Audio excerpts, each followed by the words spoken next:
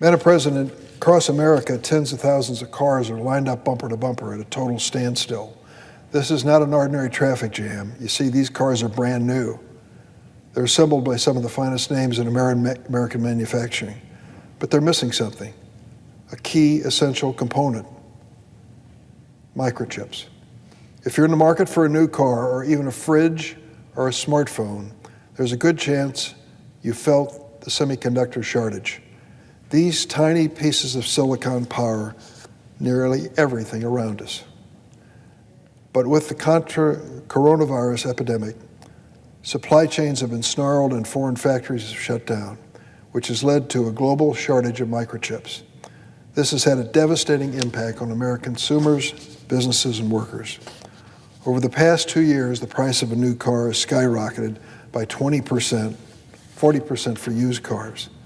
We've seen the repercussions of this shortage firsthand in my home state of Illinois, which is one of the leaders in the auto industry.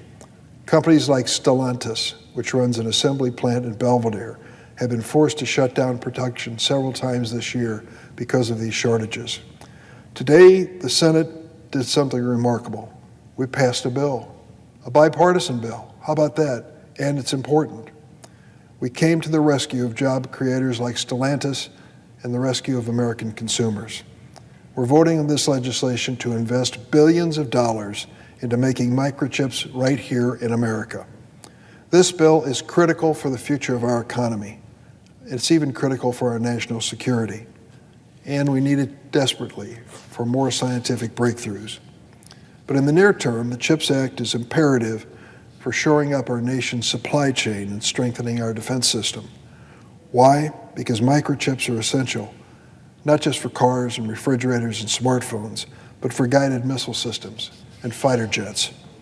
Right now, America has to rely on foreign suppliers, like China, to supply the chips that power the next generation of defense in America. That wasn't always the case. In 1990, America produced almost 40% of the world's supply of microchips. Today, make that 12%. Somewhere along the way, we settled for outsourcing semiconductor production to Asia. That is just unacceptable, and it's unsustainable. Imagine our turning to the Chinese Communist Party to determine whether or not we can buy the microchips that fuel our economy and protect our nation. That's a dangerous scenario. I've heard a few colleagues voice concern about the subsidies in this bill, but let's be clear. This is no reckless corporate giveaway. The CHIPS Act will bring American factories back to life, creating good jobs in our country. The fact is our competitors in Asia and even Europe are already investing billions of dollars in luring chip makers away from America. We need to fight fire with fire. The CHIPS Act will. It'll incentivize the biggest names in technology to manufacture right here in America. And if any company breaks their commitment to make it in America, we can reclaim all of the funding that we give them under this bill. But beyond this economic and national security imperative, the CHIPS Act is important for another reason, one that really strikes at the heart of America: pioneering innovation. The CHIPS Act includes historic funding authorization for groundbreaking scientific research at the National Science Foundation and the Department of Energy's Office of Science. This has been a particularly important issue to me personally as a member of the Senate for many years. It was 7 or 8 years ago when I decided to try to push for increasing medical research funds at the federal level. I concentrated on the National Institutes of Health, and Senator Roy Blunt of Missouri, who was just on the floor before me, joined me in a bipartisan effort with Patty Murray in an effort to make this bipartisan and effective. It worked. We dramatically increased the investment in the NIH, but I knew that wasn't enough. We needed the Department of Energy's Office of Science as well as the National Science Foundation to have the same increase in funding. Today, with the passage of the CHIPS and Science Bill, we're finally moving in that direction. We know how important scientific research is. We've learned it over and over. For instance, finding that vaccine for COVID-19 in record-breaking time was a result of investing in science and medical research years and years before. We also know that we've launched some things which are going to change the world. The James Webb Space Telescope is one of those things. The deepest and sharpest photos of our universe are finally coming home to the United States and the rest of the world. What is NASA doing with this trove of data being collected by this telescope now? Well, since NASA is funded by taxpayers, they're sharing it with researchers throughout the country.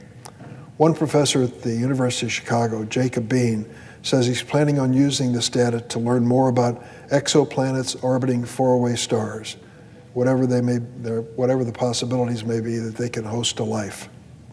This one image of our universe has unleashed a flood of new ideas and just countless questions for researchers around the world. It shows how funding in scientific research can really change the place we live in.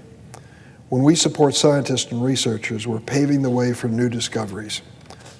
NASA was critical for developing so many products. Imagine, if you will, that they had a lot to do with developing athletic shoes, CAT scans, smartphone cameras. These staples of American life and more were unintended discoveries pioneered in NASA's labs. With the CHIPS Act, we can kickstart a new generation of discovery. And I'm happy to say that in Illinois, in the Chicagoland area, we have two of the best research operations in our country, the Argonne Lab and Fermilab. With this funding, these facilities will break new ground in researching emerging technology like AI and quantum computing. In fact, Argonne and Fermilab are already partnered together with the University of Chicago to launch the most advanced quantum network in the world. They're planning to expand it to other parts of the country, bringing more research into this cutting-edge research technology. And much like space exploration 50 years ago, quantum computing is the new frontier in science. We've only begun to explore techniques like teleporting qubits, which may sound like a line from Star Trek, but it has profound implications. Quantum computing could revolutionize the way we design electric batteries for cars, even solar technology, to maximize energy efficiency. These are the possibilities that lie before us. The passage of the CHIPS and Science Act today on the floor of the United States Senate is a vindication of our commitment to this nation's future and an investment that generations will thank us for.